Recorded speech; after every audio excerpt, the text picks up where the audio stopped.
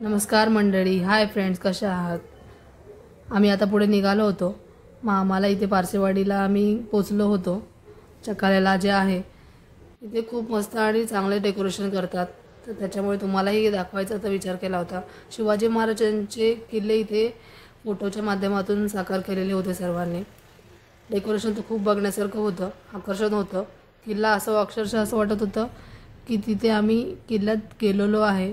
इथे भुयारी मार्गातून जशीच आम्ही एंट्री घेतली होती तर सर्व महाराजांचे किल्ले इथे त्यांनी दाखवलेले होते चित्राच्या माध्यमातून.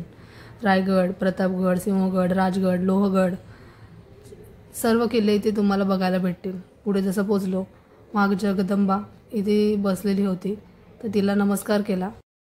आम्ही पुढे निघालो, वाट काढत पुढे निघालोच होतो.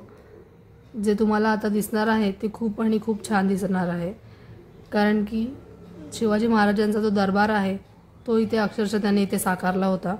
असं वाटत होतं की अक्षरशः आम्ही शिवाजी महाराजांच्या समोरच आणि दरबारासमोरच आम्ही उभे आहात आणि शिवाजी महाराज आमच्या समोरच इथे सिंहासनावर उपस्थित आहेत असं वाटत होतं. सर्वजण इथे दरबारामध्ये बसलेले होते आणि पूर्ण हा दरबार पूर्ण भरलेला होता आणि त्याच्याच दुसऱ्या बाजूला गणपतीची मूर्ती देखील होती.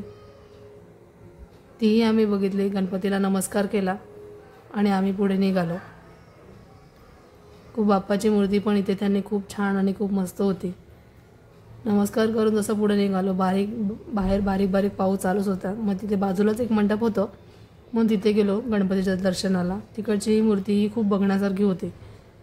अक्षरशः बघत राहावंसं असंच वाटत होतं. बाबू पडी देखील झोपली होती. खूप उशीर देखील झाला होता, आम्हाला 2-2:30 वाजले होते. मग तसंच आम्ही पोचलो घरी.